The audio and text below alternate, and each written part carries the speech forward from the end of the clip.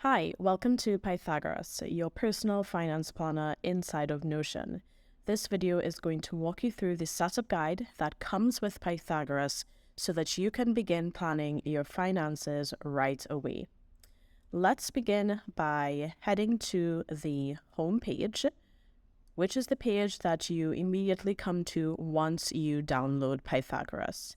The setup guide is located right here. And once we click on it, we are met with the table of contents. This is going to give you an overview of everything that we will go through quite quickly inside of this setup guide. The video walkthrough that you are seeing right now is going to be located right here for your reference later on. The first thing that we have is a prep checklist. And this is something that is optional, but to make the setup process faster, you can gather things like a list of your bank accounts, their balance, amount of cash that you have on hand, different things like your assets, any money that people are owing to you. All of these things are going to be used to set up your personal finance planner.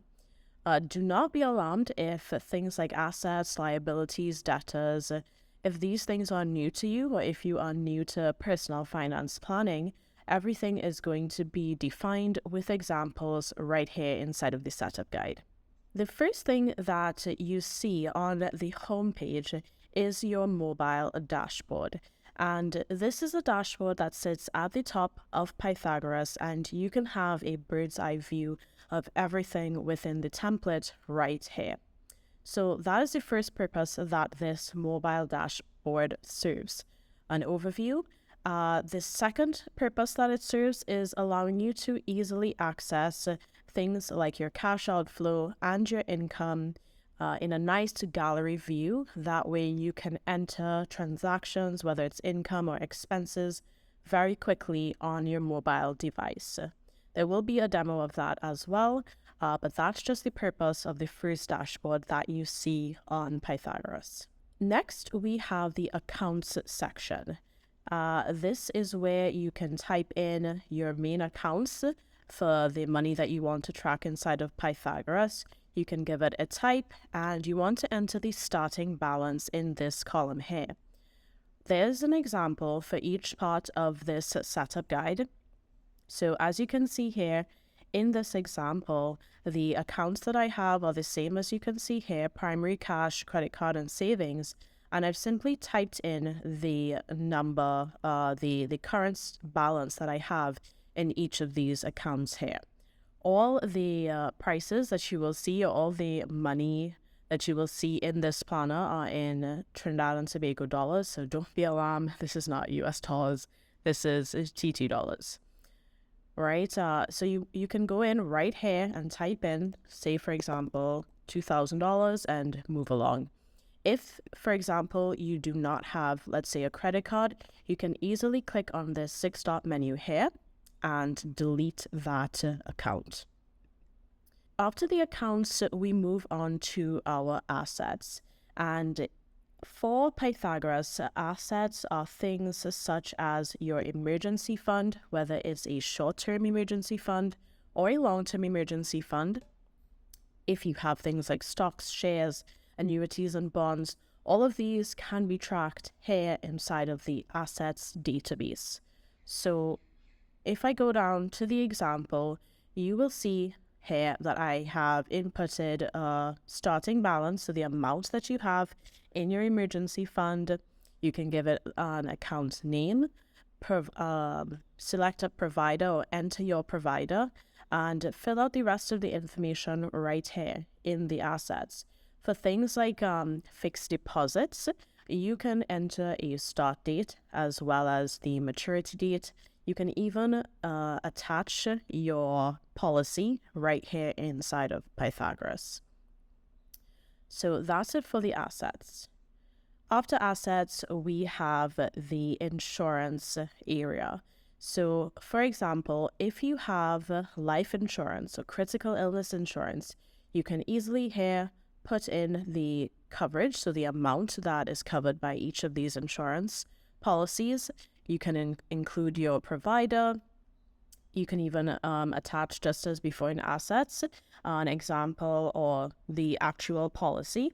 And you can put a status as well, if it's active, if it's on hold, if it's pending, if it's closed. And all of these things can be tracked in insurance.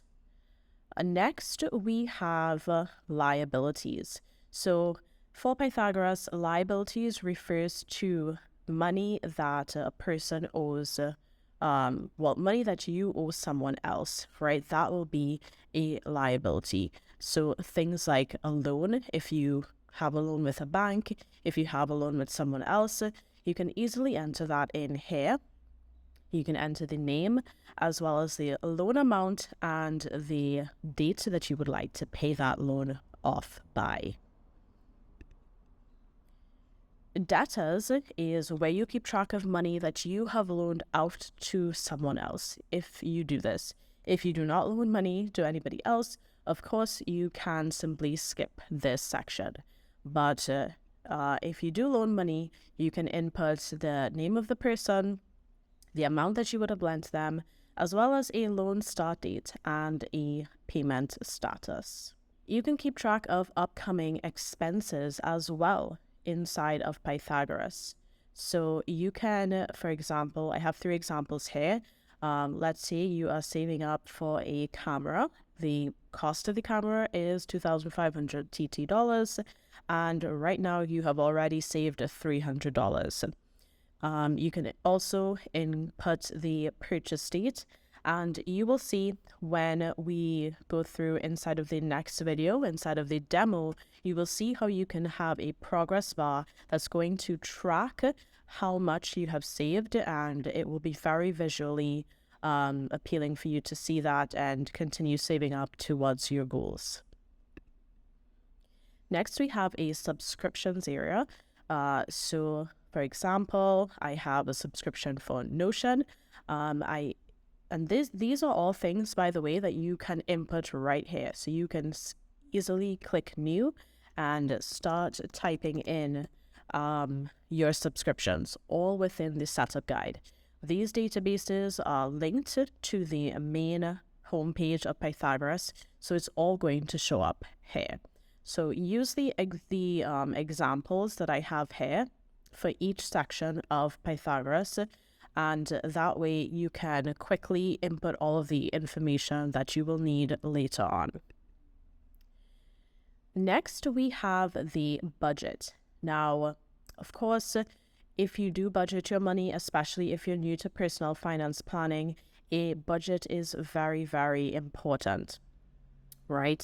So I've gone ahead and I've included some frequently used sort of budget categories, things like rent or housing, your phone bill, internet bill.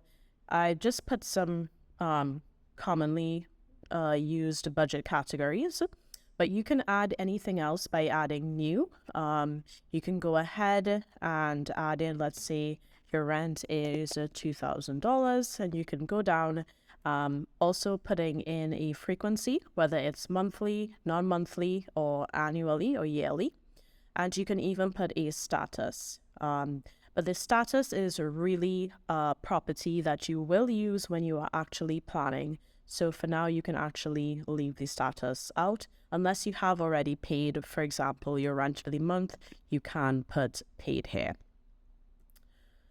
All right, so next up, I'll also show you the example right here, essentially what I just explained. All right, so lastly, we have the transactions area of the setup guide, and this is essentially going to walk you through how to enter things like your income as well as your expenses into Pythagoras.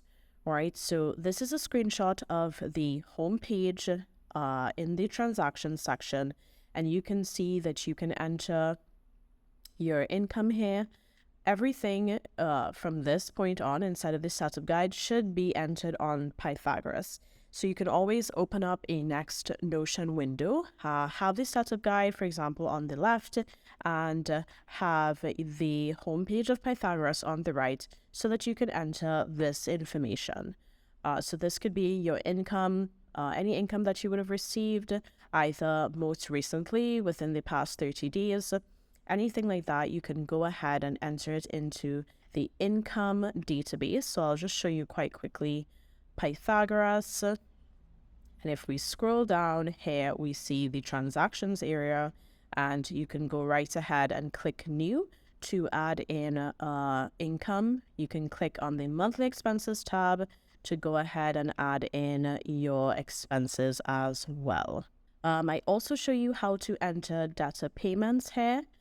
I'll explain this more inside of the demo because it will just be easier to explain there. But essentially, you can, any money that you are receiving from someone that is owing you money, it goes into your income database, of course. And what you do is you click on the data payment column. You select the person that is repaying you, and that is also going to show up inside of your it's going to update the status of that loan, essentially. I also show you how to do your expense entry, which is very similar on the homepage of Pythagoras. And we also go through budgeting here. There is a bit on how to add recurring expenses. There will also be another video explaining this, but there are two ways that you can do recurring expenses inside of Notion. You can do it automatically using the database templates, and that is what this workflow here shows you.